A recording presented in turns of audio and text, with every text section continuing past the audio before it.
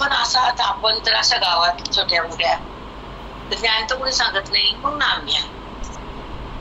ज्ञान जपत नाही तर नाम. बरोबर आहे की नाही?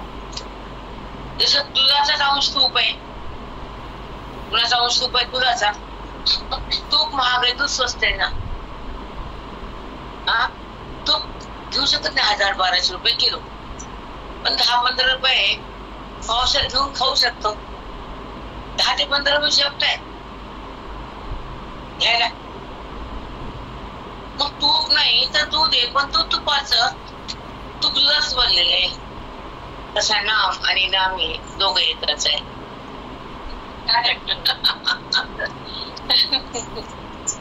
आहे ना, कारण ज्ञान द्यायचं फक्त नाम तर घ्या. तुपासारखं शुद्ध आहे बघा. सुगंध कसा आहे तुपाचा. दुधाचा वास येत नाही, येतो दुधाचा वास. तुपाचा वास थांबत नाही. बघा तुम्ही उकळलं, कडवताना सगळ्या घरात काय तूप कळायला का वास यायला म्हणते बाहेर, आहे ना. मग तुपाला वास आहे, दुधाला वास नाही. ह्याला काय कारण आहे? दुधाचाच तूप आहे ना, मग दुधाला वास यावं ना.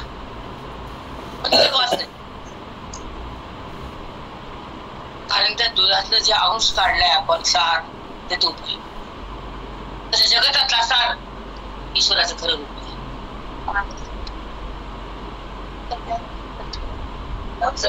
तुम्हाला काय सांगा सरोजा, तुम्हाला काय सांगू आम्ही? तुम्ही भावडे लोक समोर बसता धावून आहे तर तुमचा आता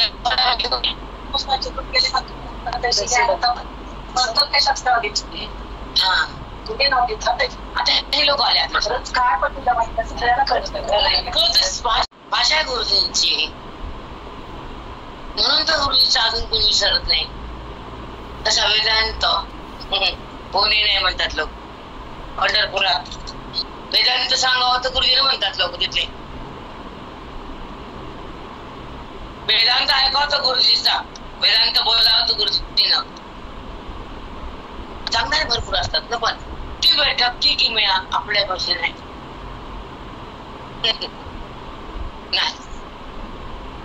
पण सार तो आहे आणि आसार हे दृश्य. तसं सार मी आहे हे दृश्य. हे संबंध कशाला? जडाचा. आणि जडाचा प्रेम कशाला? जड म्हणजे ते त्याचा संबंध केला तुम्ही बद्धता आली आणि त्याला सोडलं, वैराग्य आलं. त्याचा बात केला, ज्ञान झालं, स्वरूप प्रगट केलं, बुद्धीला ब्रह्मता आली.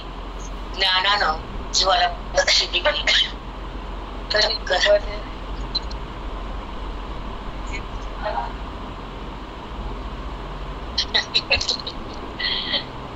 आत्मचिंतन कसं भयानक आहे. खूपच चिंतन की माऊलीचं मनोगत असते की बुद्धीने जागा राहावं. तिने कशाला बोलू नये, तिथं कशात अडकू नये, तिने कशामध्येही चिल्लक करू नये. बुद्धीवरून म्हणजे सूक्ष्म देह.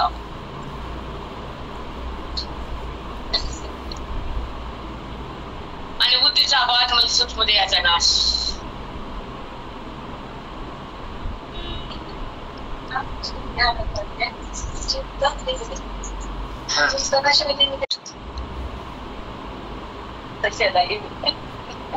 आयुष्य पुढे आहे माझ्या.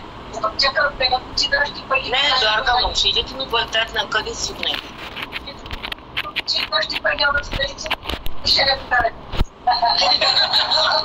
तो चालवतो तुम्ही चालता, तो बोलवतो तुम्ही बोलता, ते कळवून देतो तुम्हाला कळतं. जेव्हा तुमचं चित्त एकरूप होत तेव्हा तुमचं त्याचं नातं एकत्र येतं. तेव्हा भक्ती आणि भाव, भक्त आणि देव एक.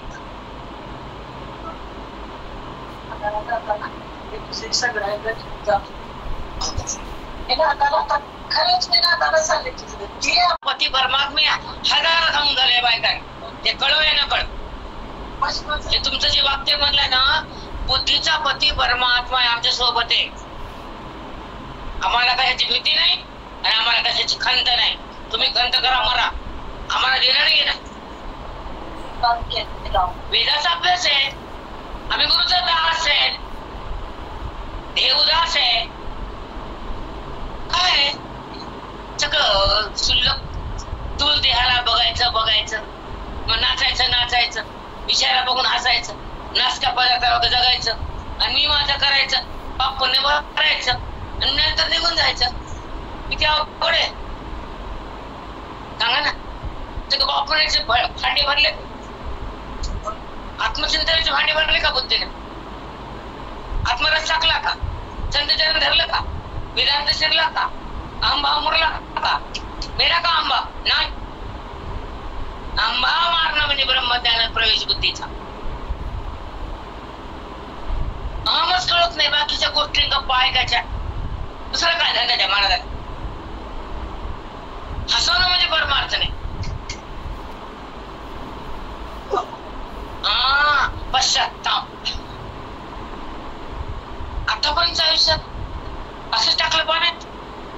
माझे श्वास व्यर्थ गेले, मी परमार्थात नापास झाले. स्वतःच्या ओळखीला विसरले आणि नाही त्या ओळखीमध्ये घसरले. आणि दुःख भोगायले पण नाही.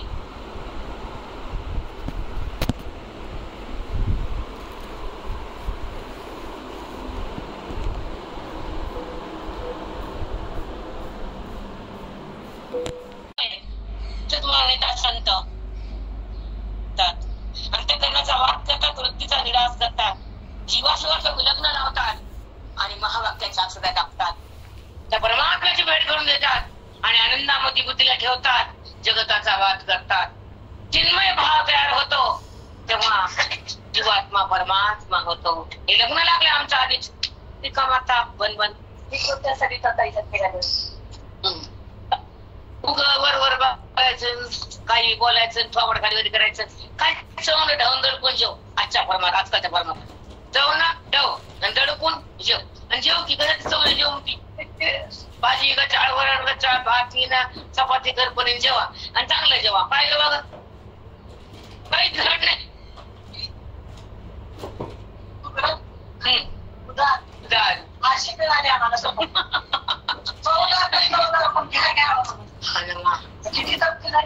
खूप म्हणतो ना चवण ढव आणि दडपून जेव. किती खा म्हणते आणि काहीच खा वाटत ना.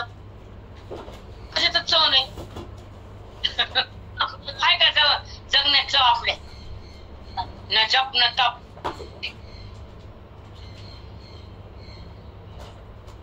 काहीच कळा ना. तपश्चर्या म्हणजे काय, जप म्हणजे काय, त्याचे स्वरूप ओळखणं म्हणजे काय, अध्ययन म्हणजे काय, अध्यापन म्हणजे काय, वेदांत म्हणजे काय, संत म्हणजे काय, सद्गुरू म्हणजे काय, साधक म्हणजे काय, संसार म्हणजे काय, काही कळा ना. ढोर पळते गल्लीला, ह्या गल्लीला त्या गल्लीला, माझ्या खाऊन बांधते डावणीला. ढोर पळते गल्लीला मोकार, त्याला माहितच नाही घर कुठे चरायला, कोणाच्या वावरात घुसाने काट्या खायला. ढोर कळतं का नाही? ढोर तशी बुद्धी ढोर आहे. कुठे पळती यमाच्या काट्या खात नाही का? कुणाला माझं म्हणती ती हाय माझं, जगताला खरं, विषयाला बरं, आता नाही काही खरं.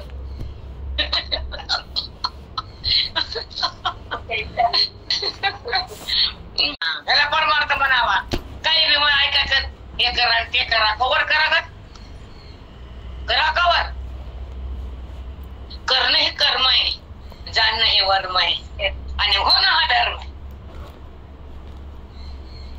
ब्रह्मरूप व्हावं हा धर्म आहे. तुमचा जन्माला आल्या स्वधर्म पालन. आपली ओळखच नाही आपल्याला. आहे का ओळख? जगाची ओळख, देहाची ओळख, सोन्याची, बायकाला पैशाची, साड्याची ओळखच ओळख. ओळख खोट्याची.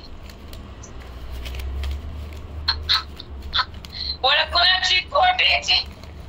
असं म्हणणार नाही. जेवढ्या साड्या येते तेवढ्या आवडतो.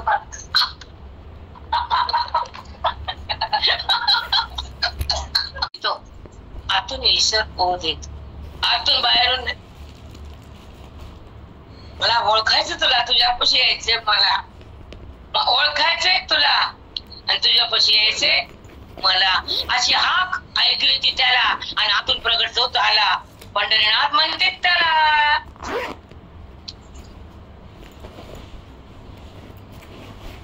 राम राम. खूप छान वेदांत शास्त्र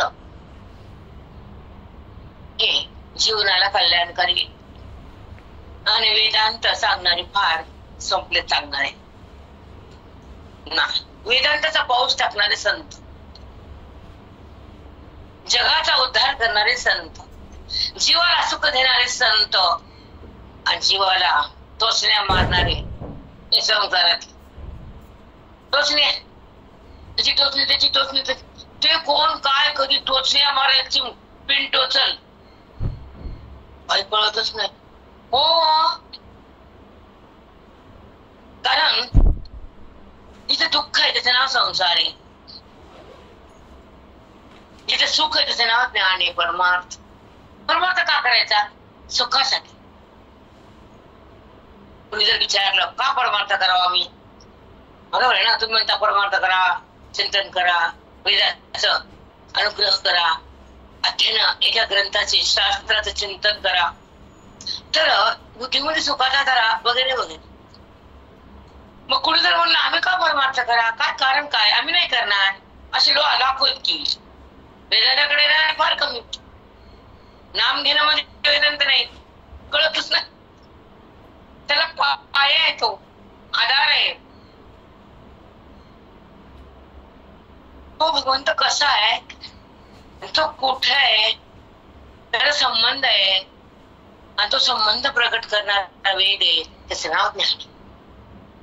ज्ञानानं कळतो. नाम अति झालं तर देवाला तुमच्या सोबत राहा वाटतं. तुमचं माहित नाही मला काय भानगड, पण त्याला तुमच्या शिवाय करमत नाही, बिलकुल नाही. कारण नामानंतर ज्ञान आहे ना. आधी नाम भक्ती, नंतर त्याची भक्ती, त्याची ओळख आहे. आधी त्याला प्रेम करावं लागतं, मग ती ओळख करून देतो, संतांच्या मार्फत प्रगट होतो. आधी नाही प्रगट होत, तुमच्या सोबतच आहे पण प्रगट नाही, तुमच्या आतच आहे पण त्याचं संबंध नाही, त्याचं सुख आहे पण माहित नाही. तर तुमच्याशी एक रूप आहे आणि तुम्ही देहाशी एक रूप आहे. आहे का त्याचा ठाम पत्ता, आहे का त्याचा पत्ता? तुमच्या सोबत एक क्षण पण तुम्हाला कळत नाही आणि तुम्ही एक क्षण पण त्याचे चिंतन करू शकत नाहीत. काय जीवन व्यर्थ आहे. सर्वगत ते तत्वज्ञ संत स्वीकार येते. ज्याच्यासाठी आम्ही आलो ते आम्हाला आमच्या गुरुनं दिलं, ओळख करून दिली, काय दिलं नाही. तिथं नेलं बुद्धीला, एवढं संत करतात. आवरणाचा नाश केला आणि मनाला त्याचा बोध दिला, आत्मसाक्षात्कार झाला आणि जीवाला त्याचा अभिन्न भावाचा प्रसार दिला. भिन्न देह बाजूला गेला, अनात्माचा परित्याग झाला, आत्मस्वरूपाचा अंतरंगामध्ये प्रगटीकरण केलं आणि ते चित्त चिन्मय झालं. तेव्हा बुद्धीचा साक्षात्कार तिने स्वतः करून घेतला. ती तिच्या पदावर गेली, ती तिच्या पतीसोबत राहिली आणि ती आनंदात विलीन झाली. ब्रह्मस्थिती त्याला प्राप्त झाली. जीवनमुक्ती ही पदवी आली, ही वेदाच्या आतून आली आणि संतांच्या मार्फत अंतःकरणामध्ये विराजमान झाली. ती सुखाची स्थिती त्या व्यासपीठावरून साधकाला बघता आली.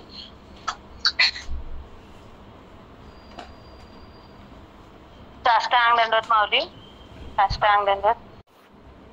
हे वर्म ज्ञानेश्वरीचं, हे सगळ्या शास्त्राचं वर्म तुमच्या पुढे मांडले. सोपं नसतंय, कुणाच्या घरात काही निघत नसतंय. ती ठिकाण लागतं, ती वस्तू लागती, ते पवित्र लागतं. अवघच नाही कुठे निघतोय सुरेखा. तुमच्या दारात निघतो का काजू? हा, निघतो का काजू? तिला कोकण लागतंय. तसं ब्रह्मज्ञान प्रगट व्हायला त्या ईश्वराचं मनोगत लागतंय. बरोबर आहे ना? किती दूर नाही मी, काय संबंध इथला.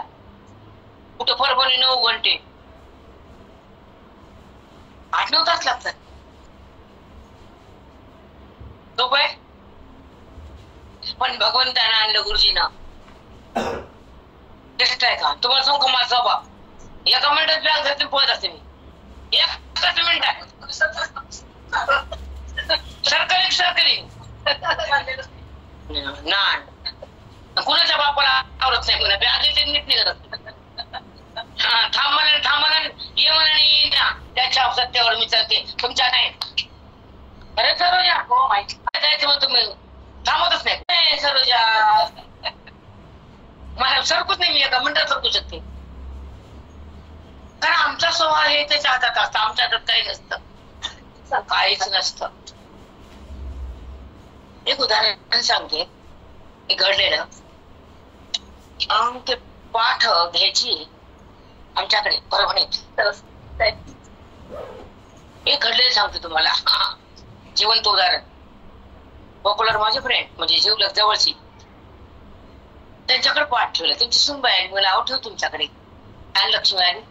ज्ञानलक्ष्मी पण तुमच्या घरात प्रस्थापित करून ठीक आहे म्हणले जाईल. ती विचारली उलट बोलत नाही कधीच तो माझा आदर करते ती विचारली.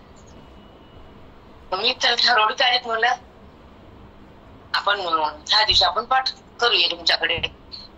आता तिला वाटलं थोडीशी अडचण असून बाईला आणि थोडं म्हणजे काय त्यालाच प्रेम करायचं, त्यालाच ओळखायचं, त्याला प्राप्त करायचं. बाकी आयुष्यात काय काय आयुष्यात सांगा? हातात काय?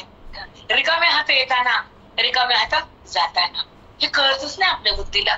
अहंकार काय, द्वेष काय, मतलब काय, कपटी भाव काय. अरे रे रे रे हे नसावंच. कपटी बाई नसावीच. स्वतः शांत करणं काय ते तोंडा फटाफटा पोटात काही नाही, पोटात काही नाही, बाहेर काही नाही, मध्ये काही नाही. वाटलं बोललं स्वच्छ मध्ये काही ठेवायचं नाही. कचरा ठेवायचं संसारात नाही. मग असं आहे आमचं तसंच. मध्ये काय ठेवायचं आणि ठेवू शकत नाही, मध्ये राहतच नाही. कारण तोय मध्ये कचरा कसा जाईल मध्ये.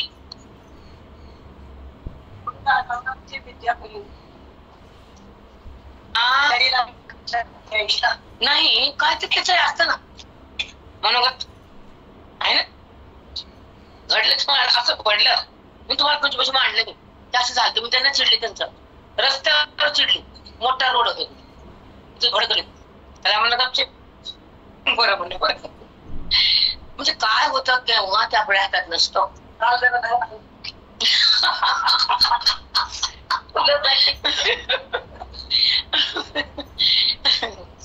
म्हणून जी अवस्था आहे आपल्या आताची, जेव्हा बुद्धी म्हणजे जीवात्मा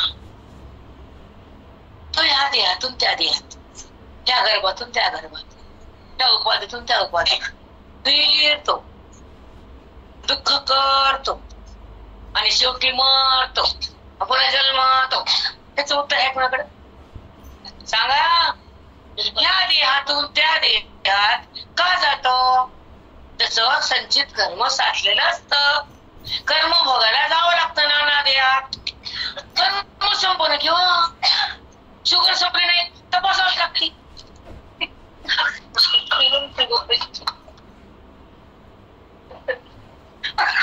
उत्तर काय देतो? अनुभव आहे ना. इन्शुरन्स आपला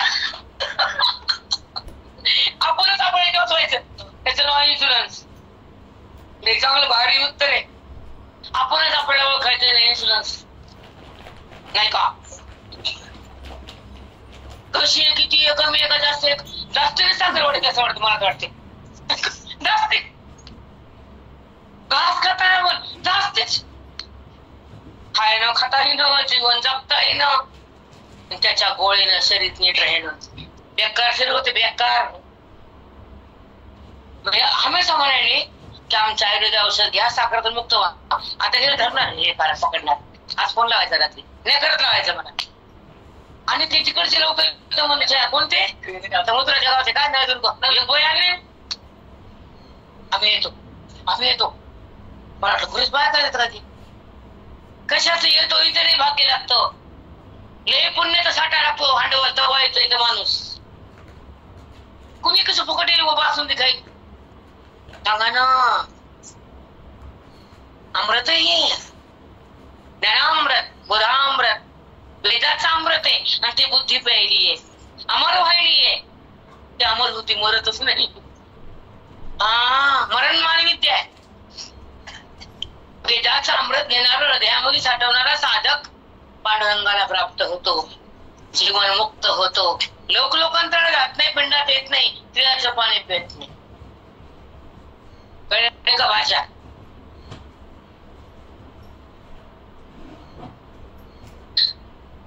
आता जेव्हा आत्मचिंतन आपल्या अंतःकरणात साठलं जातं आताच अंतःकरण आताच आत्मा. खूप चिंतन सुंदर आहे का. आत्मचिंतन म्हणजे त्यांचं चिंतन त्यांच्या त्या भगवंताचं वैशिष्ट्य काय तो कसा आहे त्याचं वेदातून त्याला सांगितलं त्याचं वर्णन केलंय त्याला चिंतन म्हटलंय. आणि संसाराची चिंता म्हटलं नाही का. चिंतन म्हणजे संसार चिंताच करायला लावतो साधू चिंतन करायला लावतात आणि वेद सुखच भोगायला लावतात नाही का. सुख प्राप्ती म्हणजे वेदातून मी कोण कळतं ज्ञानातून आणि संतांची प्राप्ती पुण्यातून आणि परम प्राप्ती बोधातून.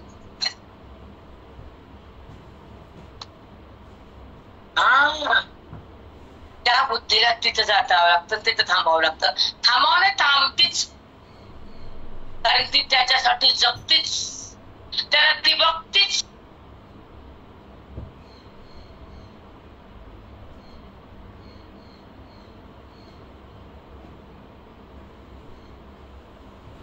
माऊली म्यूट पडलो. आत्मस्थिती भोगायला वैभव ज्ञानाच पाहिजे जवळ. ते वैभव म्हणजे आत्मचिंतन श्रवण नाना ग्रंथाचं अध्ययन पंचकरणापासून वृत्तीप्रभाकर स्वानुभूती तिथपर्यंत बुद्धीने विवेचन करावं लागतं. आयुष्यात तप करावं लागतं आणि कष्ट सहन करून सच्चम दम सगळ्या पट्टीतून भाजून निघावं लागतं.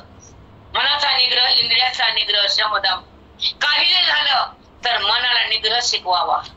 आग्रह नसावा दुराग्रह करू नये आग्रह धरू नये आणि निग्रह वाचून जगू नये आहे ना. हो चिंतन परिपूर्ण असावं.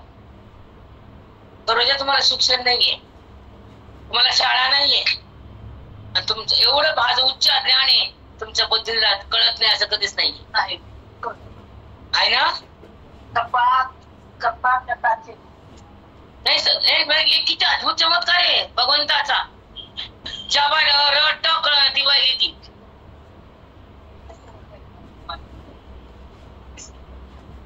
रोज आत्मा अमृत पिती अमृत बोधामृत.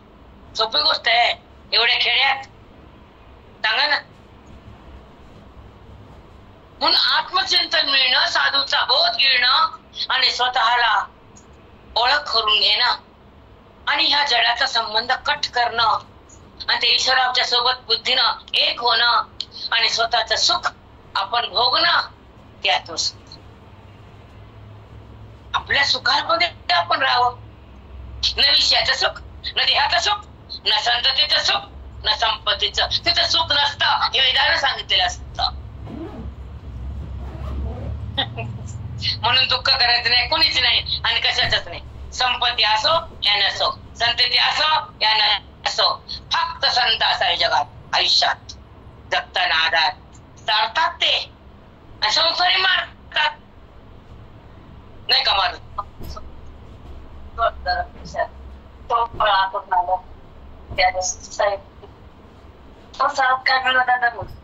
तुझी माहिती चांगली मिळाली सोहळ्यात माणसं मिळाली.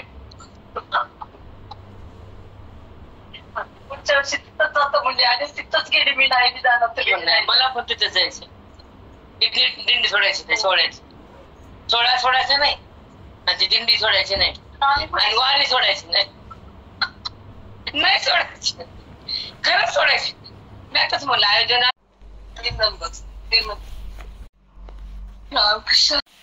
सोहळा का करायचा?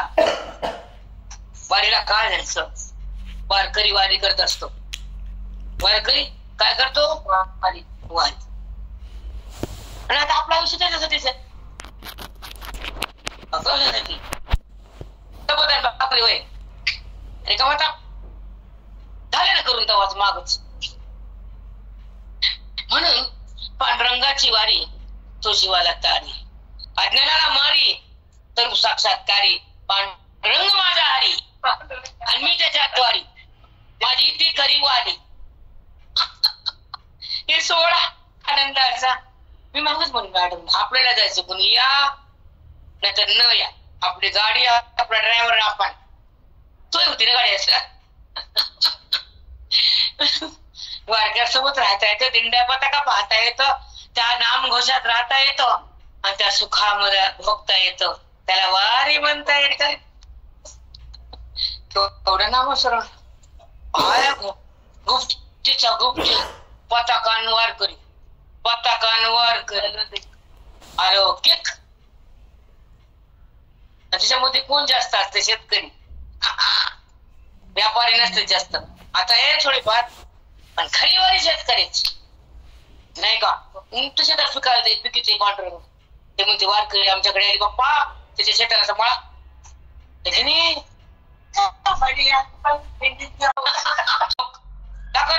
उतरलेले म्हणून तर आराध्य पांडुरंग आहे आमचा. वारकऱ्याचा प्राण पांडुरंग आहे, जीवन पांडुरंग आहे, श्वास पांडुरंग आहे नाही का? ध्यास पांडुरंग आहे, आवाज पांडुरंग आहे.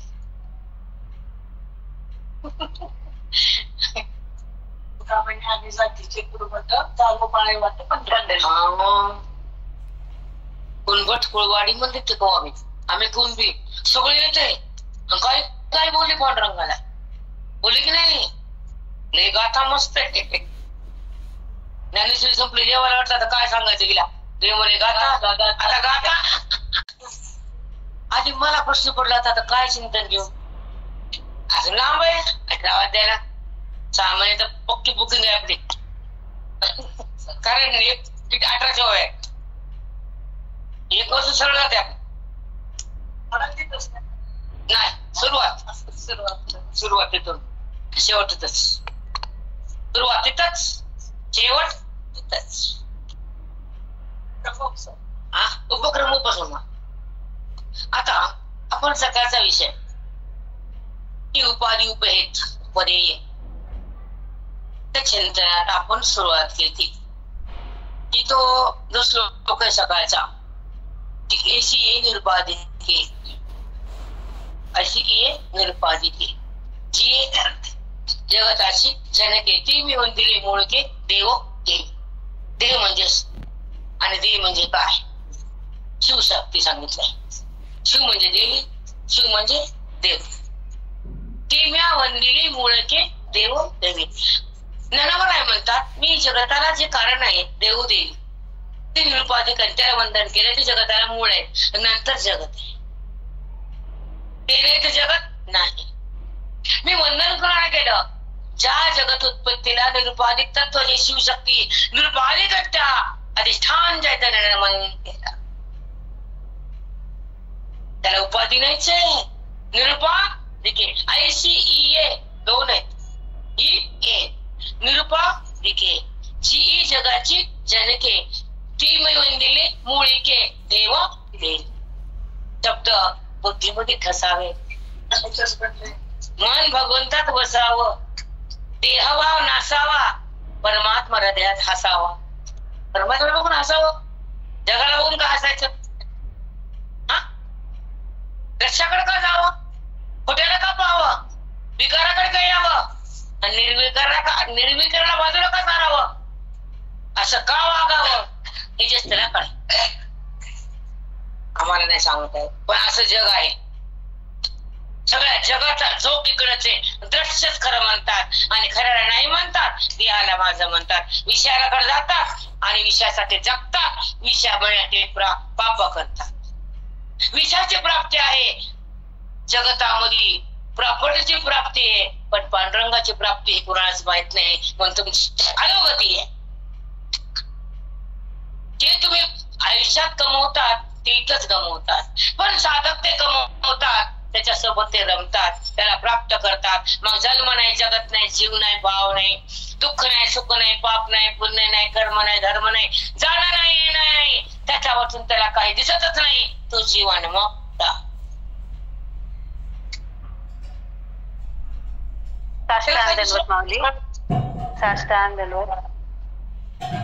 अनुभूती तुमच्या पुढे येईल. अनुभूती शब्दाविना, शब्दात मांडता येत नाही, पण ती शब्दात आणली, ही व्यासपीठानं आणली. आम्ही नाही,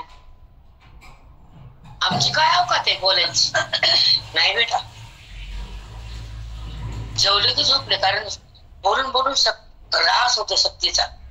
मुलगा म्हणतो, मोठा असतो, माझ्या घरामध्ये चिंतन असतं, तो समोर बसलेला असतो, 4 दिवस सकाळी बोलणं माळ करतो. आई किती बोलाली तू आजकाल, कमी बोल आई, शक्ती खूप जाते बरं आई, तुला आता काही कळणार नाही. बोलायला रगत ताटावं लागतं ग, खूप शक्ती होती, लिमिट मध्ये राहा आई, तुला बोलताना काही भावनाच नसतं आई. किती बोलायली आजकाल तू, मला भान नसतं, काय बोलायला मला माहित नाही, किती बोलायला कळत नाही, काय बोलायला समजत नाही, पाणी माझी थांबत नाही, त्याला अर्पण केली, त्याला चिंता रे कैलास. चुपचाप बसत ते, कारण मला मॅडम मागच म्हणल्या, देवी शिवानी शक्तीला वंदन करून या ग्रंथाला आरंभ करून ज्ञानोबाराय हे वेदांताच्या चिंतनाची सुरुवात करतात. जगत उत्पत्ती हिला कारण कोणे, मूळ परब्रह्मा आणि ती शक्ती परमात्मा शिवानी शक्ती आहे, तिला वंदन करून मी हा ग्रंथाला आरंभ करतो. देवोदेवीला माझा नमस्कार आहे, आणि त्याचं स्वरूप म्हणजे निरुपाधिक आहे, सोपाधिक नाही. सोपाधिक ही आहे कारण ते पंचभूताचे आहे, आणि ते पंचभूत रहित आहे कारण ते देवाचं रूप आहे, तिथे पंचभूत नसतात, म्हणून निरुपाधिक आहे. काय चिंतनी सरोजा, अनुभव आहे.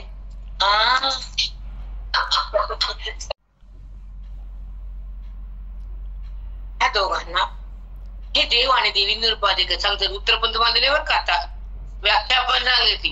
हे दोघं पण निरुपाधिक आहेत, परस्परांना परस्पराची उपाधी नाही, कारण वास्तव उपाधी उपदे भाव समान सत्यत असतो.